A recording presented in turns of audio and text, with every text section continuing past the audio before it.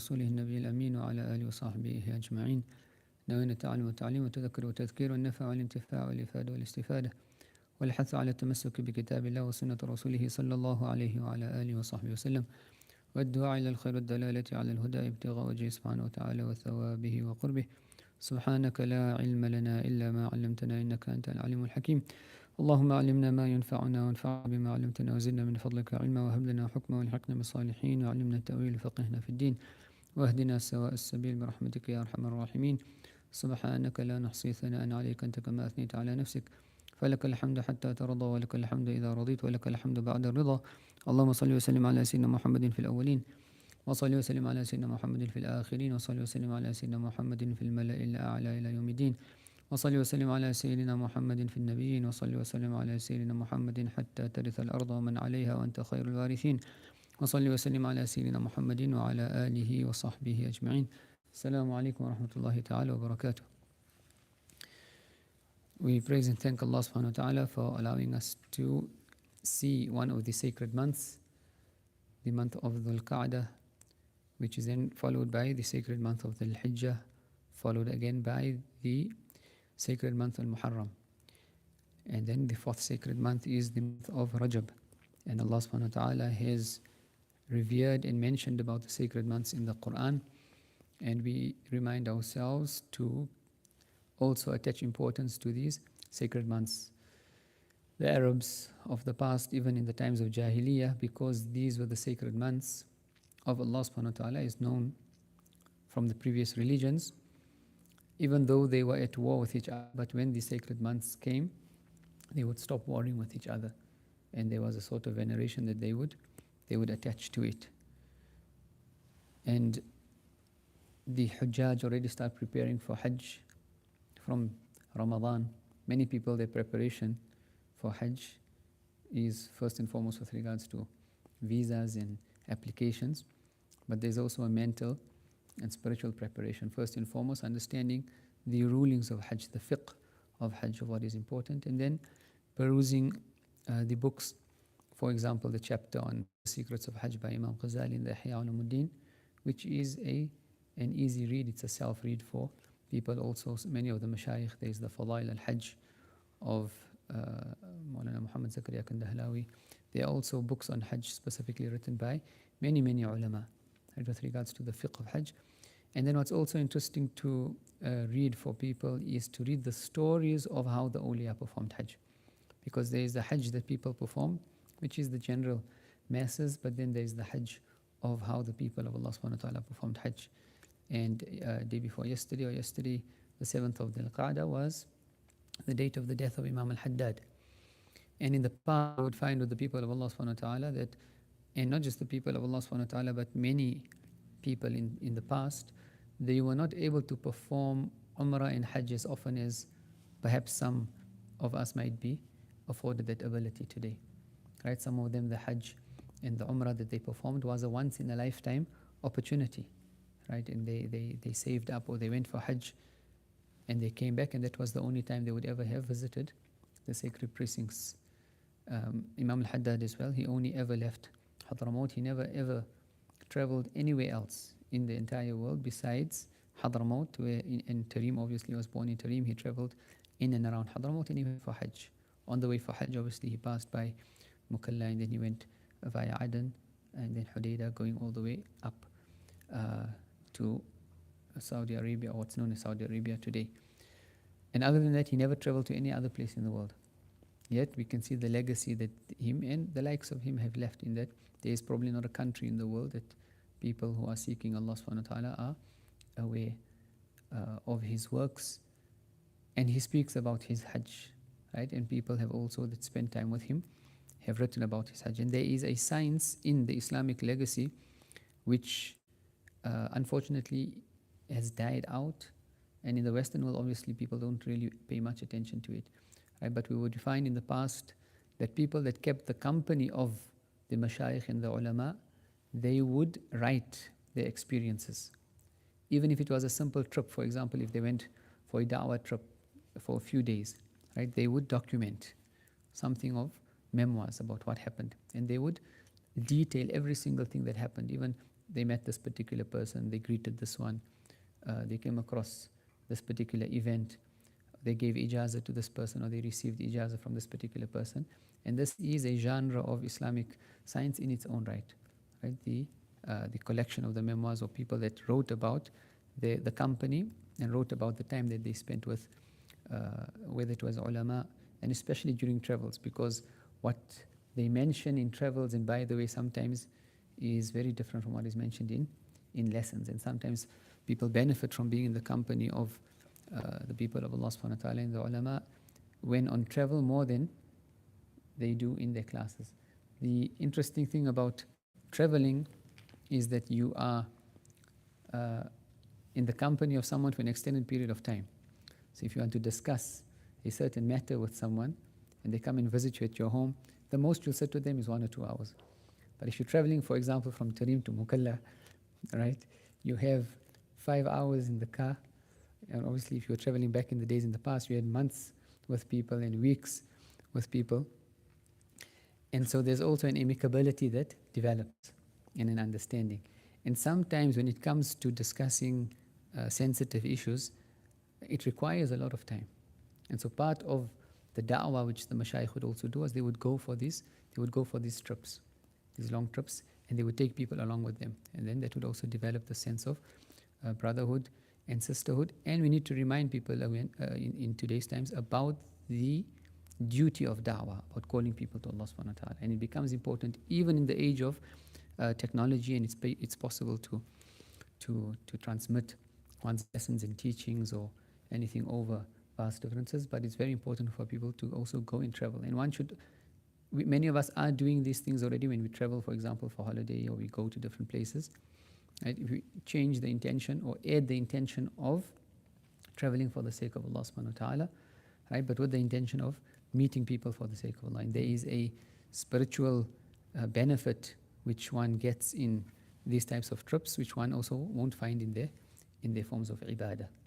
And many of the people of Allah subhanahu wa ta'ala, what they would do in their routines, and we know our routines can become mundane, even those that are teaching in institutes and those that are teaching, for example, daily lessons, it becomes monotonous after a while. And so to break that monotony on a monthly basis, some of them on a weekly basis, they would go out and spend time in a different locality, do some programs, even if it was just for the sake of their own ibadah.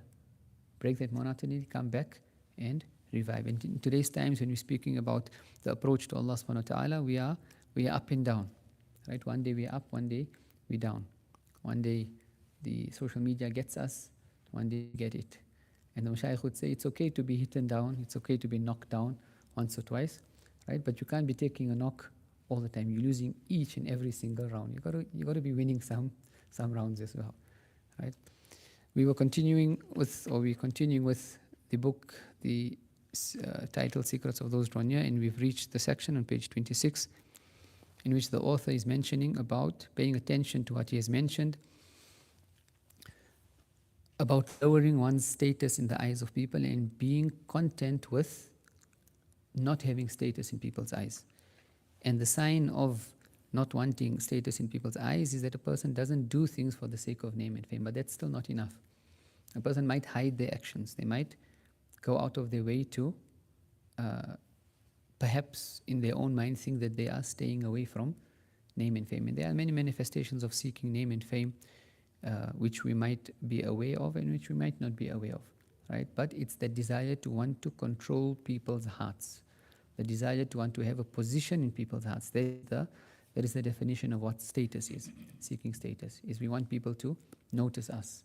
But more than that, we want to control their hearts in their appreciation of us. And the way of the people of Allah is the exact opposite, unless Allah subhanahu wa ta'ala himself, right, allows that. And this is mentioned in the hadith of the Prophet ﷺ. There are two types of status. There's the status which the world gives to people, or which people give themselves, which is still worldly. And then there's status which is otherworldly, which is what Allah subhanahu wa ta'ala gives. And what is that status? This is mentioned by the Prophet ﷺ in the hadith, that when Allah subhanahu wa ta'ala loves someone, then he calls Jibreel alayhi salam and says, "Oh Jibreel, I love so and so. So you love him or her." And then Jibreel alayhi salam calls out to all the angels and the heavenly bodies that Allah subhanahu wa ta'ala loves so and so, so you all love him. And then the hadith is ثُمَّ يُوضَعُ لَهُ الْقَبُولِ فِي الْأَرْضِ, and then Allah subhanahu wa ta'ala places acceptance for him on the earth.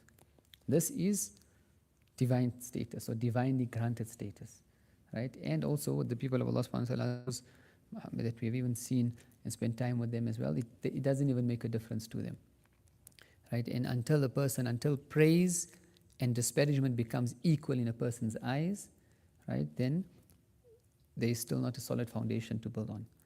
If the spiritual foundation is based upon gold and dust becoming equal in one's eyes, then with regards to status, being praised by someone and being disparaged, sworn at, spoken at, backbited about, has to be exactly the same. And one has to stop wanting to try and defend the image that they have in people's eyes. Because which is the only image of a person that matters? It's the one with Allah subhanahu wa ta'ala. Now, but that's still not enough. Imam Ghazali says, so a person hides and they do actions quietly and they don't want to be known, but somehow against their will, something of their actions becomes public, or people find out about something that they were doing privately, perhaps a certain project that they were sponsoring, or a certain form of ibadah that they were doing, or someone speaks about. He says, now when people find out, is your heart happy or is your heart upset? Are you happy that people now have discovered something about you? And if there is an inclination of being happy that people found out something, he says, still there was no sincerity there. And do we actually dislike, for example, when a person's actions were found out, do we dislike it? And to what extent do we dislike it? Let's look at the stories of the people of Allah subhanahu wa ta'ala. So there was a slave that was being sold in the marketplace. And the owner came, he was being sold, and someone came to buy a slave. And so he looked at this particular slave, and he was involved in some sort of ibadah and worship. So he asked the person who was selling the slaves, I want this particular one. He says, this one is so lazy. He doesn't work. He spends most of his time just in ibadah and dhikr, right? He does get the job done, but you're not going to benefit much. He says, I'll take him. And then as they were going and they were traveling, going back to the land that they came from, this person noticed that whenever this slave made dua, his dua was accepted, right? And there was a drought in a certain area, and when they performed their ibadah, he heard him at the time of tahajjud making dua for rain, and the next day rain came down. And so when they got back to the land that he was from, he told the slave, and he says, what is the secret between you and Allah subhanahu wa ta'ala that your du'as are accepted? He says, what do you mean? He says, I've been noticing you and I've seen that your du'as are accepted. And you seem to have a state with Allah subhanahu wa ta'ala. He wants to learn from him to benefit. He says, is that what you saw? He says, yes. He says, okay, give me 2 minutes. I just want to, not 2 minutes, let me perform 2 rakats of salah. Right? And then he performed 2 rakats of salah, and this person hears him saying in his sajda, Ya Allah, that secret that was between you and me has now become exposed, so take me towards you now. And he made dua, and in his sajda, he passed away. Right? The extent of disliking to be known was that we would prefer to die than people to know the secret that. And how different is this for people who want to take a spiritual path, right? Even with all these things of not wanting to be known, or the claims of not wanting to be known and leaving the dunya, but so that it can be said of this person that he is someone of Allah subhanahu wa ta'ala, he is a person of Allah subhanahu wa ta'ala, right? And if the path to sincerity is accusing ourselves of insincerity, then we all have to take ourselves to account. And therefore they say sincerity is a secret of Allah subhanahu wa ta'ala. Only He knows truly the extent of what sincerity is. And so the author then says, whoever sees, or he quotes one of the people of Allah subhanahu wa ta'ala, is saying, whoever sees status in himself has none, meaning has no status. And they would also say that whoever desires to be known, then they do not know the meaning of sincerity. If there's still a desire to want to be known, then there is no sincerity. What does this mean? Age of social media, in the age where everyone is posting themselves, and the whole wave of society is there to want to be known, right? In every aspect, in business, right? Whether it's even to an extent of what a person, the plate of food that a person is eating, he wants everyone to know. What does this mean? It means a person has to go against the grain, right? And they really have to bury themselves in the ground. They have to bury themselves in the ground of obscurity and taste the bitterness of not wanting, especially in Imam Ghazali himself speaks about this, his own mujahada of running away. Why did he run away from what he was doing? He was the most prominent scholar of his time. There used to be thousands and thousands, his gatherings where he used to teach, there used to be thousands, not of ordinary people, thousands of scholars that would come at his feet. Right? The Madrasa Nizamiya, he was running, or he was the head teacher of the greatest madrasa at the time. And there's an interesting story, it's translated into English, Al-Munqidh min al-Dalal, deliverance from error. Imam Ghazali speaks about how this time, and he became extremely ill, and even the doctors weren't able to cure him. And they told him this is a spiritual disease. And then he realizes, and he writes, he says, I realized that everything I was doing up to that point, and he was an established scholar, he was an alim, right? He knew the inner and outer workings of the Sharia, but he says, I realized that everything I was doing was for name and for fame. And so he gives the impression to everyone in his family that he's going for Hajj, right? But then he goes to Damascus, and he spends 10 years in khalwa, 10 years in complete seclusion, sitting in the minarat of the Masjid al-Amawi that is there, and obviously visiting the people of Allah subhanahu wa ta'ala. And there are also narrations that he spent time in the jungles and forests, right, of this internal mujahada. And he writes, and he says he'd be sitting sometimes in the Masjid al-Amawi, obscurely, no one knows who he is, right? But his fame had spread far and wide. And he hears scholars discussing his works, the same works that he wrote. And they are arguing and debating about what is the intent of the author. He says, no, Imam Ghazali meant this here. And the other one says, no, this is his intention. He meant this here. Look at how this sentence is. And he's sitting there and he's listening. What's the natural impetus? Right? You want to go and tell people no. And he remains quiet. That he can't even be known. Right? And obviously then, and even at the end of his life, he only kept a small handful of people around him, his sincere students. And he says, you are the only ones that I want to keep. And there's an interesting way, even how Imam al-Ghazali, when the time for his death came, he made wudu, he donned himself even into his the garbs that he wanted to pass away in. He lied down, right, read whatever he needed to, and he was prepared for the time of death. And then even at the end of his life, he says even all these spiritual stations and the names that are given to all these different forms of spiritual stations, sometimes they refer to them by names of certain women as a means of allusion, right? They would talk of spiritual station. They would say, so Imam al-Haddad also, he has a famous poem, and he says, أنا مشغول بليلى عن جميع القول جملة. I am involved, I am busy with Layla, right? I'm busy with Layla, and I've forgotten everything else in the universe. And obviously people that read this, they shouldn't think he's talking about a lady. Layla is the name of his spiritual station. Those that obviously have access, that understand what he's referring to, right? Layla and Su'da and Lubna. And so Imam al-Ghazali would even say, Taraktul Su'da wa Lubna, or Taraktu Layla wa Lubna. He says, I've even left these spiritual stations. I don't even want spiritual stations anymore, right? I just want to reach Allah subhanahu wa ta'ala, and that I'm in a safe zone. And one has to reach that point through experiential training. Because one can say, yes, I don't want spiritual stations, but one cannot purify themselves from the dunya until they have something to work towards. Then what are they working towards? They're working proximity to Allah subhanahu wa ta'ala. But then only when one gets there, one can start realizing that also this is not the goal. So the author says, know, dear brother or sister or reader, that nothing is more beneficial for you than to reduce the importance you place on status and rank. It relieves you from exhausting pursuits and harmful obsessions that corrupt societal norms and that corrupt societal norms have shackled you. We read this last week. Whoever reflects on this chapter and receives divine assistance to act upon something of it will bring relief to others and to themselves. They will spare themselves much trouble that would only result in them wasting their life in the pursuit of matters that once attained prove to be nothing, leading only to regret and sorrow over a lost life.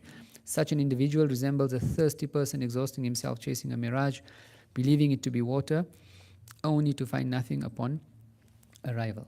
And so when a person also desires to run away from status, they've got to stay away from people. They would stay away from the public eye. But then also the intention should not be that I'm staying away from people because I now want to be known as staying away from people, right? Or I don't want to be known as people, but when I spend private time with Allah subhanahu wa ta'ala, the effects of this private time will now become apparent on me. People will see the nur upon me, people will see the state that I have with Allah subhanahu wa ta'ala. And so shaitan doesn't leave this person, even when they're in their private moments. And Imam Ghazali also tells us the intention that a person has to have when they want to stay away from people is not that we want to run away from the evils of people. The intention when we don't want to be in the public eye, the intention that we don't want to be on social media, we don't want to be in groups, we don't want to be in contact with people. What is the intention? The intention is we want to prevent our evil from affecting people. We don't want to be an obstacle to people and their path to Allah subhanahu wa ta'ala. And many, many times when we read in the books of the people of Allah subhanahu wa ta'ala, the books of Tasawwuf and of Tazkiyah, they say, stay away from those people who distract you from Allah. And we start thinking, yes, this particular person or that particular person. But how many people aren't we their distraction to Allah subhanahu wa ta'ala? Even just in wasting their time on social media, right? At the time of tahajjud or the time of fajr, you sent a message to someone, right? And perhaps they feel obliged to answer to you. And they might have been involved in some ibadah, or they might have been involved in some sort of worship. We've become a cause of distraction to other people, right? And so the intention to stay away from people is to prevent our evil. To prevent our evil from reaching people. I am such an evil person, Ya Rab. I don't want to incur your anger by obstructing other people from your path. I need to go into khalwa, right? And a person remains in the state all the time, right? Habib Bakr bin Muhammad from Qirsi in Indonesia, he spent 35 years in khalwa. And there were many of the people of Allah subhanahu wa ta'ala who entered Imam Faqih Sa'id in the north of Hudaydah, right, towards the later part of his life, right? What did he do? He had 2 wives and he had children. He divorced both his wives, and then he went into the masjid and he remained in i'tikaf in the masjid till the end of his life, and he passed away, right? And so they found only that the rectification of their heart lied where? Running away from the dunya. Some of them would even give up their children, their spouses, right? And obviously everyone's situation is different. One doesn't read and hear about the stories of the people of Allah subhanahu wa ta'ala, and then they just want to go and blindly emulate them, not knowing with what internal spiritual state they were operating on. So a rational person puts thought before action, building only on a solid foundation to ensure a commendable outcome. What is solid foundation? Everything that has passed, right? Everything that is past, about building one's spiritual foundation, not on ibadah, but on breaking the nafs, right? In searching for that sincerity in one's paradigm. A proud person, however, only becomes self-aware after the reins of control have slipped from his hands, regretting when it is too late for regret to do any good, right? What does it mean? The reins have, a person was vying for the dunya, for something of the dunya. Now when he's lost hope, that's only when he starts self-reflecting. Oh, I've only been running after it for this particular thing. Or when a person, unfortunately, becomes exposed. And sometimes exposure also is a mercy from Allah subhanahu wa ta'ala. A person might be doing certain things, he might be, right, deceiving in business, right, or he might be dealing with members of the opposite gender in a way that is unbecoming, etc. Or the host of whatever sins or spiritual diseases a person might have. He might be having hasad and jealousy for people, whatever. Now when he becomes exposed, there is an investigative journalistic article that exposes his deeds or his business practice, or that he was doing this. Now this person starts to regret. And he says, Ya Rabb, forgive me. And he wants to rectify his life. But why only when he was exposed? Allah subhanahu wa ta'ala was privy to all that he was doing before that. And so this person, why sometimes people are exposed? And we ask Allah subhanahu wa ta'ala to protect us and conceal us, right? This person was exposed only because they gave regard to being something or wanting status in people's eyes more than being conscious of Allah subhanahu wa ta'ala. And so as a mercy, Allah exposed them. Because when a person is exposed, what happens? In an instant, that regard that they have in people's eyes is broken. And so now they truly sincerely know now that what it means to want to do something. So forget about what people say. Now they start building their life. And the benefit when you deal with Allah subhanahu wa ta'ala is now the entire world looks down, and they might forever, for the rest of the world's life, look down on that person. And if they've corrected their relationship with Allah subhanahu wa ta'ala, Allah could have raised them the very next day or the very next week or the very next month when they made their tawbah sincere to the highest of levels. But now they live knowing what sincerity is. Because people still continue to look down upon them, but it doesn't matter. And when the sign of that sincerity is a person then still continues to try their best. Right? They say one of the signs of hypocrisy is that when there are people, then there is an impetus to want to do something. Right? If we know people are watching or in public, we have this himmah, this determination to do something. But when there is no people around, then do we still do the same actions we were doing? That's the sign of sincerity. So they would say hypocrisy sometimes, or they would say sometimes fame or wanting to be known is the greatest impetus for action. In this regard, we have to also be aware, because sometimes for the sake of getting things done, and people who understand this, we might also be used by other people because they know we love status, but they use us to get a job done because they know that we love status, and the work needs to get done, so they say, go do this and do that and whatever it is. And so they'll use your spiritual disease against you. Imam Ghazali also speaks about this. He speaks about this point particularly. He says the Shaykh has a disciple who's just after name and fame. And the Shaykh knows that this person will be destroyed by fame, will be destroyed because his only goal in even studying the deen and studying spirituality, everything is to want to get a name with people. He says, but the land that he is from or the place he has to go to, there is no one that is working for the deen. And so what do? Do we send him to destroy himself? Right? But in destroying himself, thousands will be saved. Or do we save him and thousands get destroyed? Imam Ghazali says we make him the scapegoat. Rather one person be destroyed and thousands.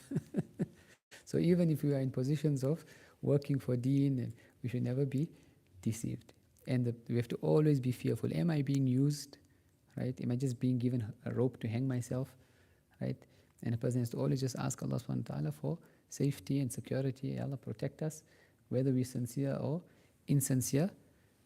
You conceal us and take us to you in a safe zone. Whatever ought to be worked in people's hearts by us doing what we need to be doing. Ya Allah, you have put us in this position. You work in people's hearts what they need to. Take people to you who need to be taken to you. Let people reach higher stations. But just don't expose us. And don't use us in a way which is giving us rope to hang ourselves. And we would prefer then to just have a quiet life. We prefer then just to live in a way in which we live, we don't hurt people, and we pass away with iman and with deen. To this extent, some of the people of Allah subhanahu wa ta'ala, they were even offered great stations.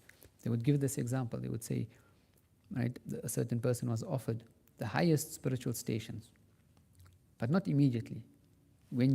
If you got up from the place you were sitting and you took few steps, as soon as you walk through the door, all of those spiritual stations will come onto your heart. Or you pass away where you are right now, but guaranteed iman in husn al-khatimah. It says husn al-khatimah with no spiritual stations. And people asked him, why did you prefer? He says, I don't know in those 2-3 steps what will happen to my heart, whether my heart will remain firm or not firm, right? Or I will be deceived by shaitan, or I will have a sense of arrogance or whatever it is. So they would prefer as-salama wal-afiyah, safety and well-being. Safety and well-being in one's life, worldly life, safety and well-being in one's physical health. Right? One always asks Allah subhanahu wa ta'ala for safety and well-being in one's health, and safety and well-being in one's spiritual state, and safety and well-being in one's deen. Because the spiritual path as well is a dangerous path. Imam al-Haddadi also mentions how many people reached unveiling, the stations of unveiling, and then they were thrown out. And there's tests that come even later. The higher you go, the harder you fall. We find even the Sahaba, many of the Sahaba they faced severe trials, right? Even though they were close to the Prophet ﷺ, they faced severe trials. The wives of the Prophet ﷺ as well. We see even after the death of the Prophet ﷺ, some of the issues that took place between the Sahaba, severe trials. And obviously we have a good opinion of all the Sahaba, but we can see that, right, with proximity comes its tests. Because when you want gold, you've got to burn the ore, you've got to burn that ore out. When you want juice, you've got to squeeze that orange. Right? Someone say we don't want to be the juice nor the orange. We just want to be a spectator, learn, and get to the other side. Now, therefore, brother or sister or reader, you must strive and exert yourself because spiritual exercise, riyadha or mujahada, is effective in reaching your goals or bringing you closer to them. And this riyadha, this mujahada, what did we say? The menial tasks, right? Putting ourselves down in front of people, being aware. And as we say, the purity of your heart is only according to the purity of your thoughts. Your thoughts are protected through dhikr, and your thoughts are protected by making excuses for people, being aware of the negative thoughts that come into the heart. The manifestation of the spiritual diseases are the thoughts that come to your mind, right? And one has to conquer their heart, or has to overcome the disease of the heart by first being aware of what are the thoughts that come to my mind when I look at this person, right? Because if you don't deal with the thoughts, what happens? The thoughts then fester, and then that develops to further worse spiritual disease. So for example, a person might come to a gathering, or they come to a certain, for example, a person might know, and he always sit in a particular, Zubair always sits on this particular chair, maybe his knees, trouble him. So Azhar comes early one day, he knows Zubair sits there, so he starts sitting in the chair, and Zubair comes, he says, Azhar knows, I need this chair, it's the only chair in the attics here. I don't know why he does this. What happens? Right? That thought is a manifestation of something in the heart that has to be dealt with. Because if thought is not dealt with, it starts festering, and that leads to what? It leads to a worse spiritual disease, which is hiqd, which is rancor and now hatred in the person's heart. But what needs to happen? So what does Zubair need to? You need to start, perhaps something happened. He was on the farm today, or whatever, maybe he tripped and fell over, or one of the cows knocked him over, or something like that. Right? And his knees are also troubling him. And you have to make these excuses, even if they are fantastical in our mind. Because shaitan lies to us to cause the spiritual disease. So we've got to lie to ourselves and lie to him to protect the heart from spiritual disease. Meaning, what do you mean lying? Make the excuse. He's probably he stood up the whole night in tahajjud, right? He's come now for the lesson, and his knees are, probably swollen. Look at the sunnah of the Prophet ﷺ, his legs are swollen, he needs more than. And then what would be more appropriate? Then instead of having something in the heart, is to come and offer him, can I press your feet for you? Do you need a massage or something? We're laughing, obviously, but in the mind, this actually needs to, and there should be nothing wrong to then say, okay, there's nothing wrong in serving and doing khidmah for a person. So this is the mujahada. And this riyadha is what? Before it's physical, it's actually mental. And a lot of the spiritual path, when they say wayfaring to Allah subhanahu wa ta'ala, it's all just happening in the mind. Right? You can be sitting in one place and you can be ascending in the stations to Allah subhanahu wa ta'ala. Another person can be in the depths of a spiritual abyss because of the negatives. One person is sitting there and he's just thinking about someone, and he said that to me, and I'm going to say this to him tomorrow. And you know what? When he does, what happened? You're not going anywhere, you're not doing anything, but what's happening to your spiritual state? You're just going down and down. And another person, Ya Allah, forgive me, I did this. A person is putting themselves down in the eyes of Allah subhanahu wa ta'ala, making dua for this person. Ya Allah, I might have taken this person's right, I don't know why. And what's happening in that? Where are you going? You're not going anywhere. Right? So the riyadha, the spiritual striving is where? It's in the mind. And we say in the heart, but the heart, for us to understand, we've got to first think of it in our minds. The spiritual training described earlier is very challenging, but it is beneficial because through hardships, the desired outcomes are achieved. And if Allah is the goal, then it is the most difficult course. Right? They make obstacle courses in competitions, and they make it difficult because the prize is something special. And so if the prize in the spiritual path is Allah subhanahu wa ta'ala, then it is the most difficult, right? But it is also the most easy, for whom Allah makes it easy, right? Simple test, how do we control our anger with our spouses and our children? Because the Prophet said, the best of you are those who are best to their families. Very simple. And we all know how easy it is or how difficult it is. Easy is, the mind, the heart tells, let it slow, let it go. You don't have to mention it. You don't have to shout. You don't have to let it slip. And then nafs just says, you just have to have your say. Right? You just have to. That's how easy or how difficult the spiritual path is. Right?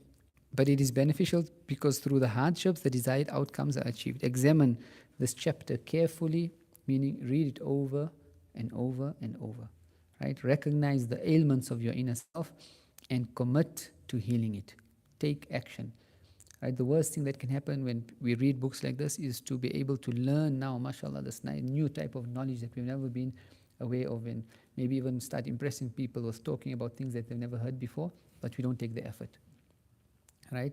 And it's better for a person not to have read any of this and live with spiritual diseases than to learn about how to cure it and then one is not able to. One doesn't have the courage. And what is bravery and courage as opposed to cowardliness is with regards to this here. A person that cannot put themselves down in the eyes of people, this is a true coward, right? It takes bravery, it takes strength to withhold anger. And so not being angry is not a sign of weakness, it's a sign of strength, right? Putting oneself down in another person's eyes, especially if we have something in our hearts towards that person, or we know that person has something in their hearts towards us, to humble ourselves. This is where true strength and courage and valor and chivalry is, right? Not in flexing one's muscles and boasting in the ways that one would ought to think that strength comes from. So only after doing this, only then should one contemplate the beneficial knowledge contained in the following chapters of the book. Because now the following chapters of the book are going to talk about, right, different forms of spiritual actions. Indeed, and in the last chapters of the book, he talks about ibadah and dhikr and certain types of du'as you must read and these salahs that we must read. What we would generally think is the path to Allah subhanahu wa ta'ala, right? So he says, only after practicing on all of what is past should one contemplate the beneficial knowledge contained in the following chapters of the book. Meaning we're not allowed to read beyond page 27 until we've mastered all the previous pages. Strive to put it into practice, listen, learn, and be a person of high ambition. For the spiritual path is the pursuit of the valiant who truly seek the divine. If we want Allah subhanahu wa ta'ala, then we are willing to sacrifice everything for the sake of Allah subhanahu wa ta'ala. Even if that means our wealth, even if that means our wealth. Even if that's our status, even if that means our status. Even if that means, and generally, right? And this is where we have to stop and say, you know what, perhaps that end goal is not for me, because in the spiritual path, a person will generally be tested with that which their heart is most attached to. The most difficult thing that you have to give up, that is what you have to give up to get Allah subhanahu wa ta'ala. And we have to be honest and say, you know what, perhaps I don't have what it takes. Ibrahim alayhi salam had to do what? He had to sacrifice his own son.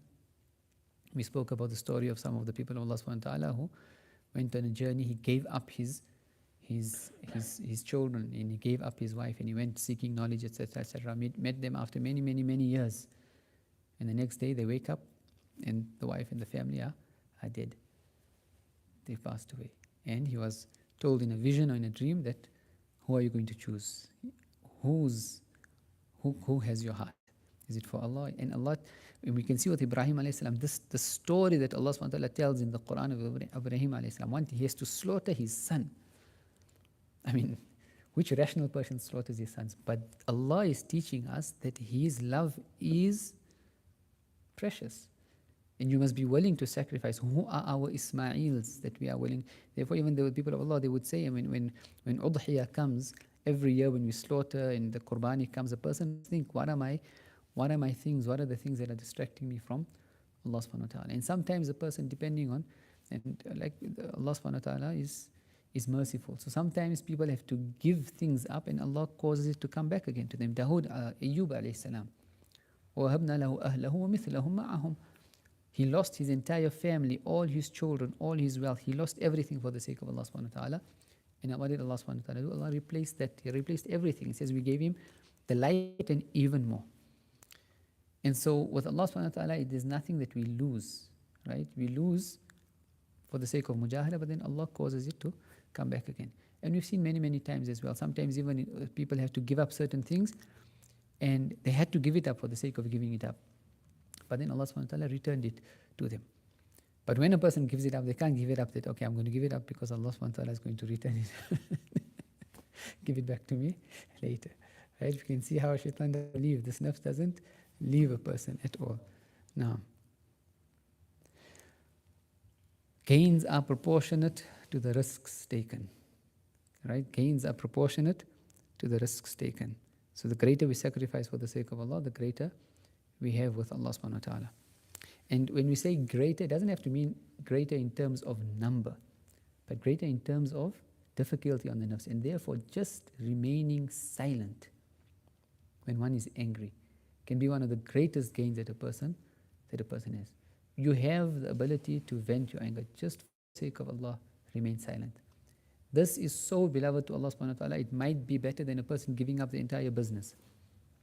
Because to give money away is nice, because it means the person will become famous. People will sacrifice wealth for the sake of fame, right? And so a person might think that their spiritual path is in giving away wealth, but they don't realize that it's being. So that's why we have private privileged club cards and VIP and this and that. But they spend money because for the sake of money we buy the business class ticket, even though sometimes on certain airlines that used to the business class flight is more uncomfortable than the economy, but just so that you know what you can be told, come to the front of the plane, right? So people will sacrifice wealth for the sake of status, but they won't sacrifice status for the sake of wealth. So gains are proportionate to the risks taken. Whoever risks something precious acquires something precious in return. In the hadith of the Prophet ﷺ, no one gives up anything at all for the sake of Allah subhanahu wa ta'ala, except that Allah will substitute him with something better in return. Right? And if you want the love of Allah subhanahu wa ta'ala, the love of the Prophet ﷺ, then we have to give up those things which we love. And this is very, very, very difficult. Right? Sometimes, and many, many times, we think we know, and we even might have the same, yes, I'm ready for the spiritual path. But when a person is actually called to account, and now they really have to give up, that is when we realize it. And therefore, we never make claims. And the dua we always have to make is for Allah subhanahu wa ta'ala. This used to be the du'as of the people of Allah subhanahu wa ta'ala, and also of the Prophet sallallahu alaihi wasallam. Allahumma kla'na kla'atal walid. Ya Allah, take us and care for us like how a mother who has an infant child, meaning, Ya Allah, carry us to you without us having to make any effort. Bring us to you because of your love for us, without us having to prove anything, without us having to prove ourselves to you, without us having to make any effort, right? Meaning, to put it in this thing, in the spiritual path as well, we'll say, right? Ya Allah, treat us like a spoiled brat, right? Make us your spoiled brats. We know when a father or mother spoiled brat, what happens? They let anything go. The child can cause a problem, they'll still buy him what he wants. That love for the child is overwhelming. In the spiritual path, we have people like this as well, right? Even they're known to be people of Allah, and they can even have bad characters. They'll do, but they're beloved to Allah subhanahu wa ta'ala. Not, and so gaining favor with Allah, or being beloved to Allah, is not based on what we do, but it's because if Allah loves someone, khalas, end of story. Allah loves them, irrespective of what they do. Right? Imam al-Haddad, obviously he was blind, and so one day two brothers come to greet him, and the one brother is standing in front of the other brother. And so when they come to greet him, Imam al-Haddad takes the hand of the one brother, doesn't shake his hand, he holds it, and he shakes the hand of the other brother first. And then he shakes the hand of this brother. And obviously he wants to make a point. And they were two people on the spiritual path as well. But he now wants to make manifest who is on a higher spiritual station, so there can even be this understanding and respect for whoever Allah has chosen. So out of this, says Imam al-Haddad, we want to learn what was the wisdom in behind it. He says, there's a difference between someone who loves Allah, and there's a difference between someone whom Allah loves them. Right? Some people want Allah because they love Allah and they are striving, but other people, Allah loves them, and so therefore He will bring them to Himself. Right? And there is a huge difference. Sayyidina Abu Bakr radiallahu ta'ala anhu was one of these people. Allah loved him, not because of anything that he did, or because he was Sayyidina Abu Bakr. And this is what is istifa, this is what is Allah's choice. When Allah chooses to love someone, we have to then respect that person, and this is who the awliya are. Not because of, oh, mashallah, they've got, they're doing this in a particular way and he smiled at me or he treated me. If they are beloved to Allah, they are beloved to Allah, irrespective of what manifests from them. Therefore, they wouldn't say, and this is who the people of Badr were. Allah chose them and He loved them and He raised them to the highest stations. What did He say? It doesn't matter what they do after today. I have forgiven them. Right? When that Sahabi who was a Badri committed what we would know as treason, which the punishment is supposed to be death. Hatib bin Abi Balta, right? And he wrote the letter exposing the secret of the Prophet ﷺ, that he was coming to Mecca to conquer. right? And we know the story. This was the worst type of sin that could, this type of, not just against the personage of the Prophet ﷺ, but against the entire state, the entire ummah, right? And then when when he comes in, the letter is brought by Sayyidina Ali back to the Prophet ﷺ. Now he's exposed Sayyidina Umar. We know Sayyidina Umar wants to take his head off immediately because he accuses him of hypocrisy, accuses him of treason, accuses him of all of these things. And what does the Prophet ﷺ say? And that is actually the hadith which manifests the station of the people of Badr. And says, leave him, O Umar, he partook in Badr. And what do you know of those who partook in Badr? Allah said to them, do as you wish, I have forgiven you. اعملوا ما شئتم فقد غفرت لكم. So when one gains the station with Allah subhanahu wa ta'ala, then they say even their sayyi'at fi da'irat al-afu, even their wrongdoings are in the circle of forgiveness. Overlooked. Right? And what does it also mean? It means that they won't fall into anything wrong except that Allah will then guide them to sincere tawbah and repentance. Or they will not pass away until they have a complete clean slate with Allah subhanahu wa ta'ala and they have been raised. So Sayyidina Abu Bakr radiallahu ta'ala anhu was known to be someone of we say in Arabic a fast tongue, meaning he would be quick to anger sometimes with his tongue. And if he was angry, he would maybe say something against that person. And his daughter said Nasha inherited that from him as well, right? And the stories, we see the stories in the seerah and in her life as well. So one day he had a discussion or an argument with a certain Sahabi.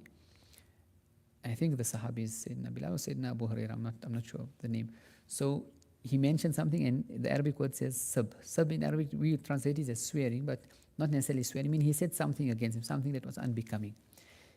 And immediately he realizes, right, that he said something. So he tells that Sahabi, now return that word to me, means say the same thing back to me. So it is equal. And the Sahabi says, no, I cannot do that. So you swear someone, you tell them, no, swear me back. No, I can't swear. He says, do the same to me, otherwise I'm going to complain to you to the Prophet ﷺ. So if we had to look at the situation and say who's right and who's wrong, we say the other Sahabi is right? And say Abu Bakr is wrong. And the Sahabi says, no, I cannot disparage you in the same way you disparaged me.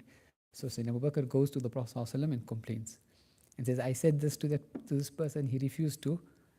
The Prophet ﷺ calls him. Now, the judgment. What does the Prophet ﷺ say? He says, do not harm me with regards to Abu Bakr. He believed in me when no one believed in me. He helped me when no one else helped me. And he starts mentioning all the virtues of Sayyidina Abu Bakr. So even those things which he does, whatever, fi dairatul af, it's forgiven.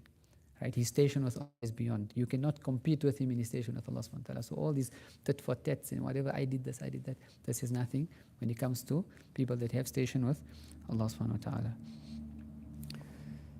So whoever risks something precious acquires something precious in return.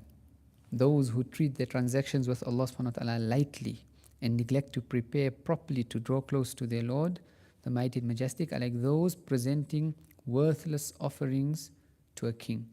They will regret it when their offerings is presented before the sovereign, and the efforts will end in failure.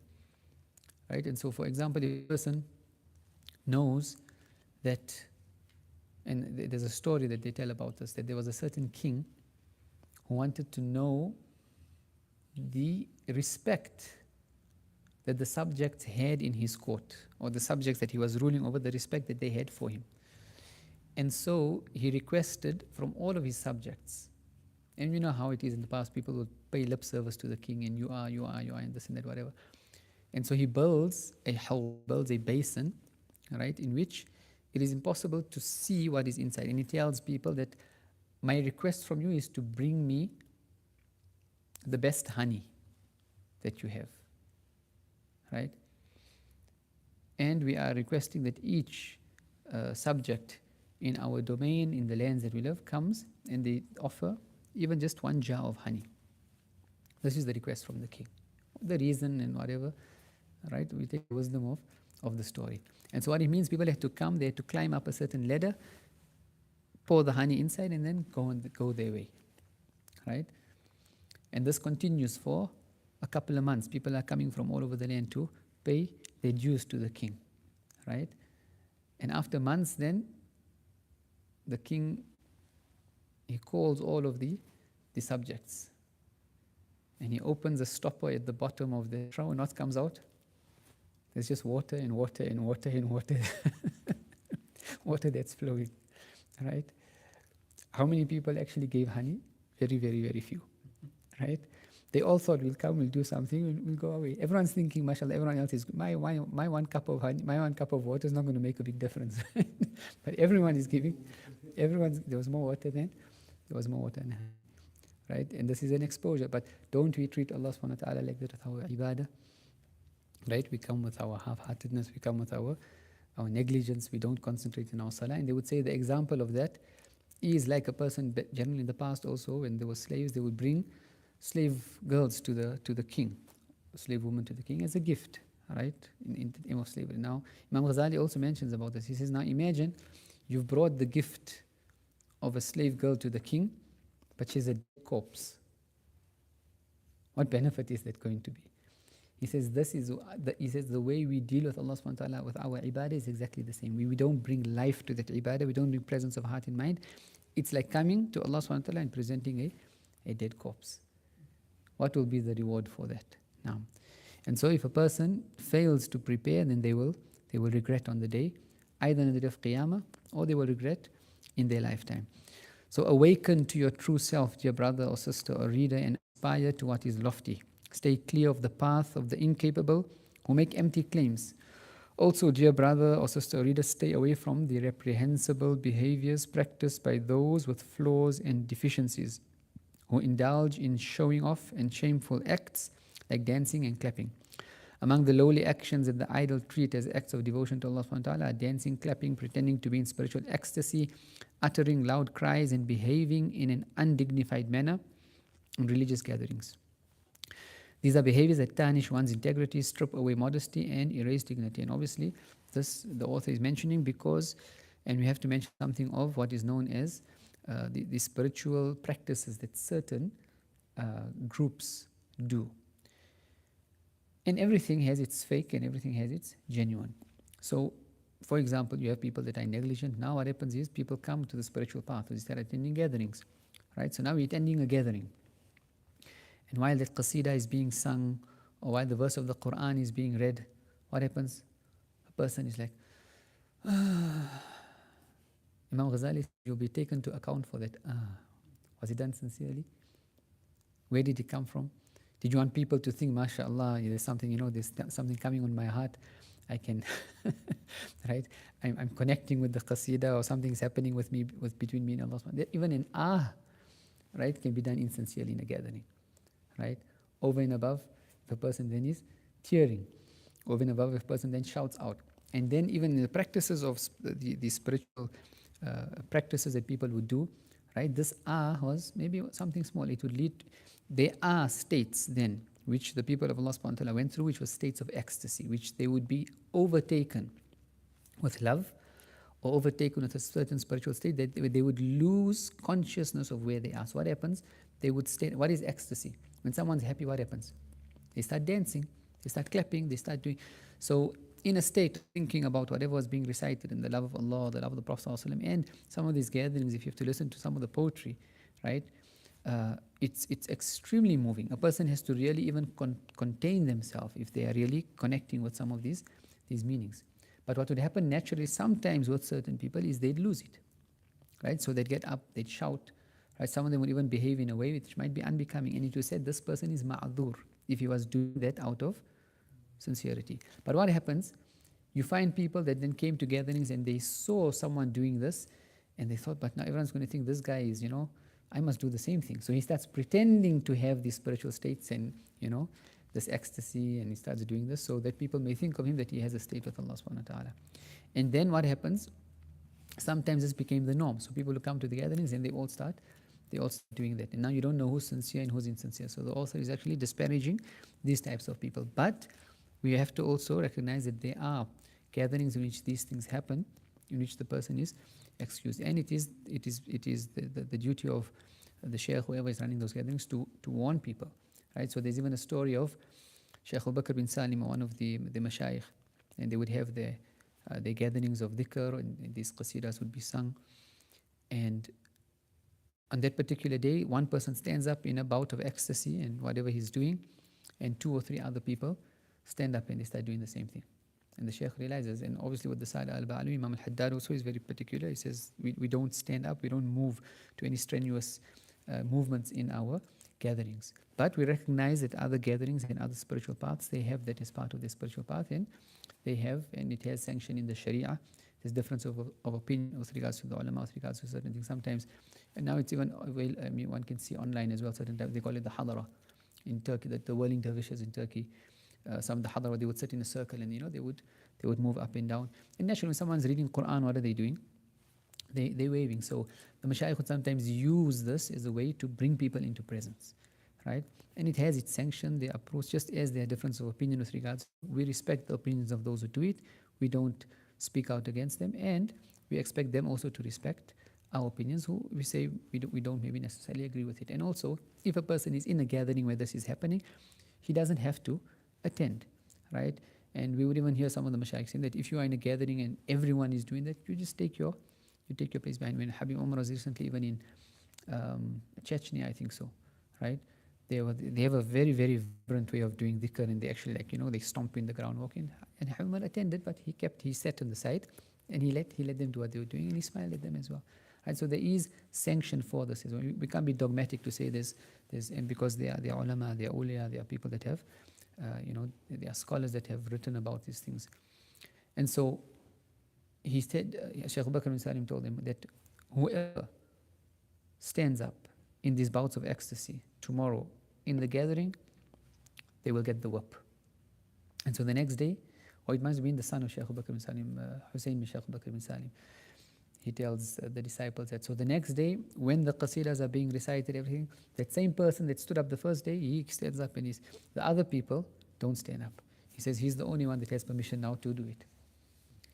Because he wasn't scared of the whip, meaning he wasn't even aware of the whip. It was overwhelming. And this is exactly what sometimes Mawlana Ashraf Ali Thanvi, even when he wrote about the very disputed thing, the standing in the Mawlid, right, when the prophetic seerah is being recited, right? Again, difference of opinion. Some ulama allow it, some ulama don't allow it. We respect. When we come to gatherings, it's being done. Allow people to do things they're comfortable with. Don't force people to do what they're not, right? And we have to have this expansiveness. We can't be fighting about these nitty-gritty things, which the scholars of the past have forever spoken about. And every year, at the month of Rabi al-Awwal, the debates start all over. Is Mawlid permissible? Is Mawlid not permissible? Is it permissible to stand in the Mawlid? Is it not permissible to stand in the Mawlid? We need to get beyond these things, right? We have to understand what differences of opinion in the Ummah. Allah has allowed differences of opinion in the Ummah, right? And there will always be practices or things that we incline towards, things we don't. You like it, do it. You don't like it, don't do it. End of story. The whole world's not going to come to your particular way. The whole world's not going to come to my particular way. So even Mawlana Ashraf Ali Thanvi, when he was writing about this, because the manifestations of the way, irrespective of, there's manifestations in which things which are haram, which may be manifested in East Asia at the time, intermingling, wasting, etc., right? But the way the prophetic seerah and the Mawlid was done, even in certain parts of the Arab world, etc., in Tareem, they would read the Quran, they read some poetry, right, in praise of the Prophet ﷺ. The Shaykh gives a talk and they make dua. Nothing, is Quran impermissible? Of course not. Is qasidas impermissible? No. Right? Is giving a talk impermissible? No. Is making dua impermissible? No. So why, if it's all together, now it becomes impermissible? So there's nothing impermissible with regards to that. Right? But even the standing up, then there's a whole debate about whether the standing So the mashayikh would mention, even those that disagree with it, they would say if it's done out of ecstasy, if it's done out of a state of when you're following the story of the seerah of the Prophet and coming to his birth, now what happens?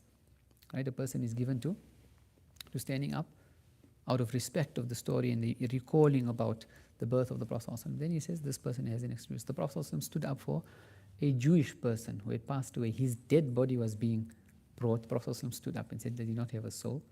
Right? And then obviously these things, there are differences of opinion. When people attend the gathering and it is being, they shouldn't be forced to conform to certain things. Those that have these gatherings must also be wise. If they're having these gatherings and they know people in a particular locality area, they shouldn't force the issue with them, right? We have to be able to get along. And until we can sit at the same table with our differences, right? And being able to sit at the table and get along with someone, even though we know there are things that we differ on, this is the greatest sign of a refined heart and a refined character.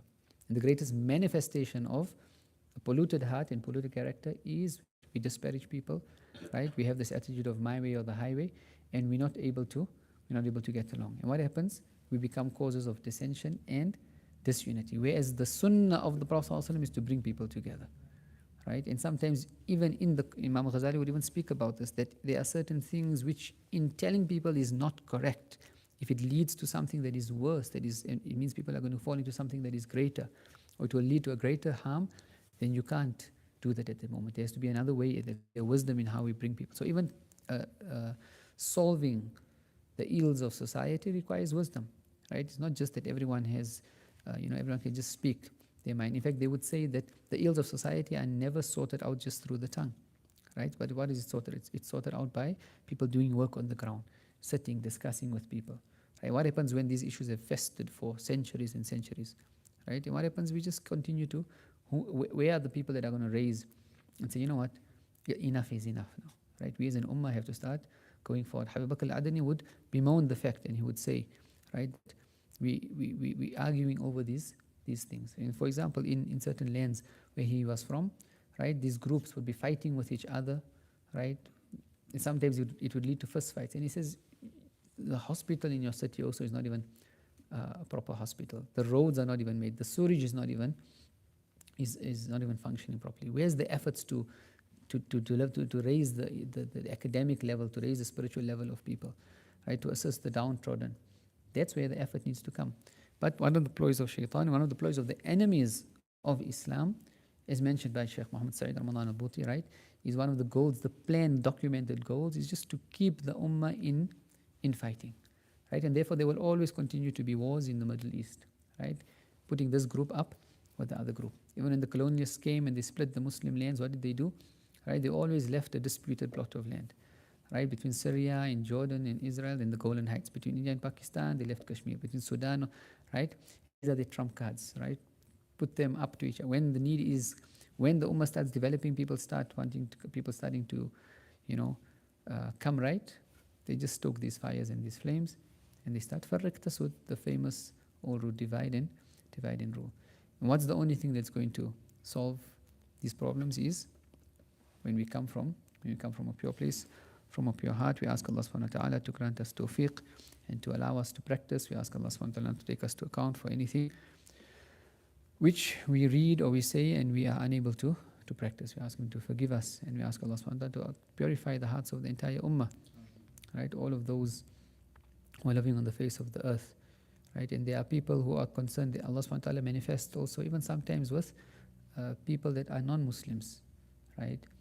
Where they have concern for the well-being of humanity, and they are concerned with regards to people's hearts as well. And the dua also, the people that have any concern like this, they make effort that Allah subhanahu wa ta'ala bring them into alignment with the true message, bring them into alignment with the light of the Prophet sallallahu alaihi wasallam, and that no person that's on the face of the earth that has stood up for any right, especially if they have spoken, or even if they realize and they've done anything for the sake of justice, right, and for the sake of the correctment of their societies or even for their own hearts, and make dua that Allah subhanahu wa ta'ala bring them and align their hearts with the light of the Prophet sallallahu alaihi wasallam.